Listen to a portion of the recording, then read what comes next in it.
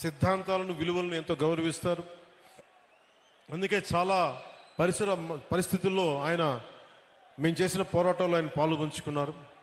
భూసేకరణ చట్టంపై కావచ్చు, నల్లమల యురేనియం తవ్వకాలు కావచ్చు, అలాంటి సమావేశాలు ఆయన ఇచ్చిన దిశానిర్దేశం మా పోరాటానికి బలం.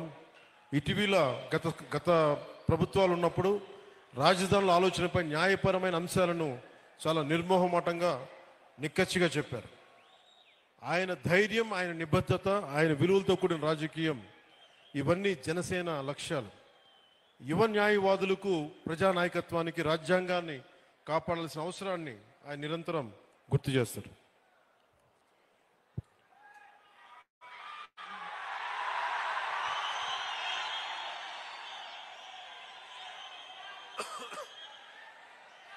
జస్టిస్ గోపాలగౌడ గారికి నాకు కామనాలిటీ ఏంటంటే యువత, మహిళలు, రైతు, కర్షకులు, అలాగే పర్యావరణం.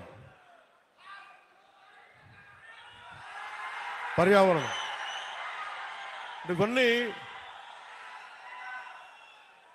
మేమిద్దరం మాట్లాడుకున్నప్పుడల్లా ఆయన రెగ్యులర్గా, నేను ఉప ముఖ్యమంత్రి అయిన తర్వాత కూడా నాకు ఫోన్ చేసి ఆయన శుభాశీస్సులు తెలిపారు, శుభాకాంక్షలు తెలియజేశారు. ఇలాంటి మహానుభావుల పరిచయం, ఇలాంటి మహోన్నతమైన వ్యక్తుల పరిచయం జనసేనకి చాలా అండ.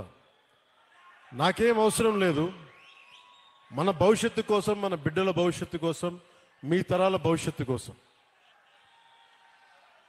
సినిమాల్లో పీక్ సక్సెస్లో ఉన్నప్పుడు, ఖుషీ తర్వాత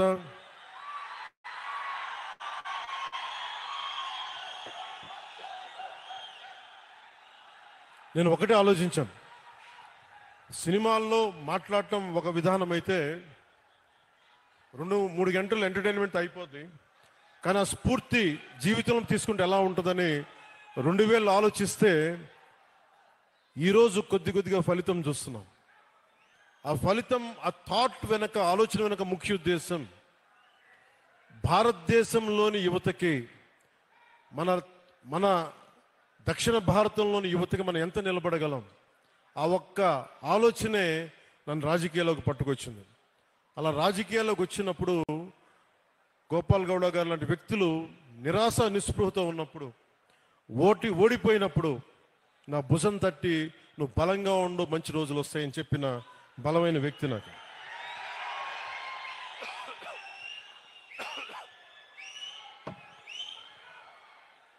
ఇది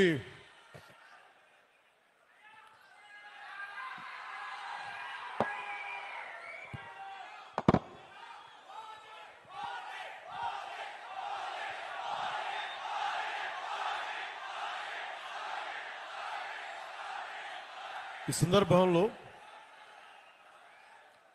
సినిమాలు ఇవన్నీ ఆనందం, మంచిది, కానీ మనకి సినిమాకి వెళ్ళి చూడాలన్నా పర్యావరణం కానీ, అలాగే కుల కట్టుబాట్లని ఛేదించి, కులాల్ని దాటి మనం భారతీయులుగా ముందుకెళ్ళాలి. ఇలాంటివన్నీ కూడా నాకు గోపాల్ గౌడ గారి సంభాషణలు దొర్లుతూ ఉంటాయి. అలాగే ఇక్కడికి రాగానే చాలామంది పెద్దలంతా మాట్లాడారు,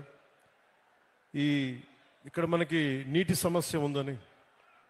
పెన్నార్ మరియు పలార్ నదీ పరివాహక ప్రాంతం మీద 10,000 చదరపు కిలోమీటర్ల వరకు విస్తరించి ఉంది మన పూర్వపు కోలార్ ప్రాంతం. ఒకప్పుడు ఇది సిటీ ఆఫ్ లైక్స్, సరస్సుల నగరంగా పేరుగాంచిన బెంగళూరుకి దగ్గరలో ఉన్న ఈ కోలార్ ప్రాంతంలో దాదాపు 5,000 పైగా చెరువులు ఉన్నాయి.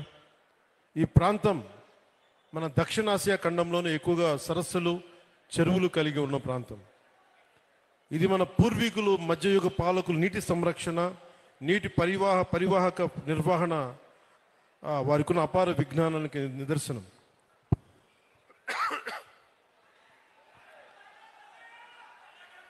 అలాగే ఇది మన జిల్లాలన్నీ కూడా ల్యాండ్ లాక్ రీజియన్స్ కాబట్టి నీటిని అందించడం మీద ఎలాంటి చర్యలు చేపట్టాలి అనేది చాలా బలంగా మాట్లాడారు అందరూ. దానికి సంబంధించిన ఆయన ఇన్ఫర్మేషన్ కూడా ఇచ్చారు.